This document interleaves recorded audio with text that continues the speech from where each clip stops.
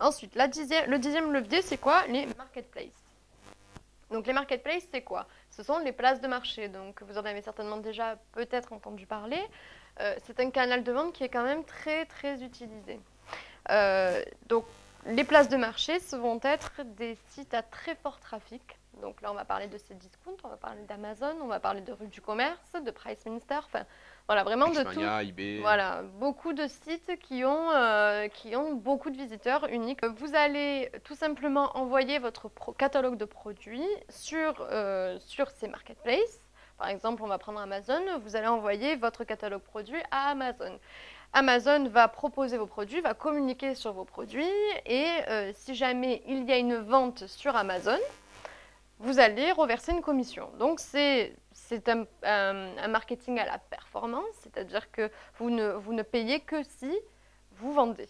Entre 5 et 12% en moyenne, voilà. il faut le dire. Ouais. C'est relativement important, sachant qu'aujourd'hui, il y a de plus en plus de vendeurs sur les marketplaces, c'est de plus en plus facile de s'y mettre, donc le marché ne change pas. Si par exemple, dans l'année, il se vend 500 000 lampes, s'il y a 10 vendeurs, ben, ils se répartissent les ventes. S'il y en a 5 000, il y en a moins. Donc il faut utiliser les marketplaces maintenant. Je pense que dans quelques années, ça va chuter, il y aura trop de vendeurs. Il y a d'ailleurs des marketplaces comme Rue du Commerce qui sont devenus très sélectifs au niveau des vendeurs. Ils n'acceptent pas tout le monde, parce que beaucoup de vendeurs, ça veut dire beaucoup de problèmes. Aujourd'hui, les marketplaces ont un système de notation. Si un client vous envoie un email et que vous ne répondez pas, vous êtes mal noté. Si vous avez beaucoup de réclamations, vous êtes mal noté. Si vous n'acceptez pas toutes les commandes, vous êtes mal noté. Si vous dites que le produit est en stock et que vous ne l'envoyez pas, vous êtes mal noté. Je crois que le taux d'acceptation chez Cdiscount, c'est 95%. Vous n'êtes pas loin sur Amazon. Après, il y a un taux de satisfaction, on va dire. L'idéal, c'est de répondre à l'email dans les 4 heures. Pour vraiment avoir une bonne note. Ouais. Si vous avez des bonnes notes, vous allez bien monter dans les fiches produits parce que Amazon, il n'est pas là pour avoir des problèmes. Amazon va gérer le support, les gens vont contacter Amazon directement quand ils ont un problème. Ils peuvent ouvrir une garantie à Z, ça veut dire que là, le client est remboursé automatiquement, vous n'avez rien à dire. Donc il faut gérer tout ça et ils ne veulent pas des vendeurs problématiques. Donc ne vous lancez pas à l'aventure dedans. Ne mettez pas tout votre catalogue immédiatement. Mettez des stocks petits. Si vous avez 10 produits en stock et que vous l'envoyez sur 5 marketplaces, il n'y en a que 10. S'ils s'en vendent 5 ici, 3 là et 4 là, ben vous êtes hors stock. Voilà, bon, faites selon vos capacités, quoi. En gros, ne voyez pas plus gros. Et le contenu, encore une fois. Oui, exactement. C'est le même principe que pour les comparateurs de prix. Vous allez devoir faire un contenu unique, histoire de ne pas nuire à votre référencement, à vous, sur votre site. Alors, vous pouvez bien sûr envoyer ce même contenu pour les marketplaces, le même pour les comparateurs de prix. Il ne faut pas faire 35 contenus différents. Voilà, donc c'est à prendre en compte.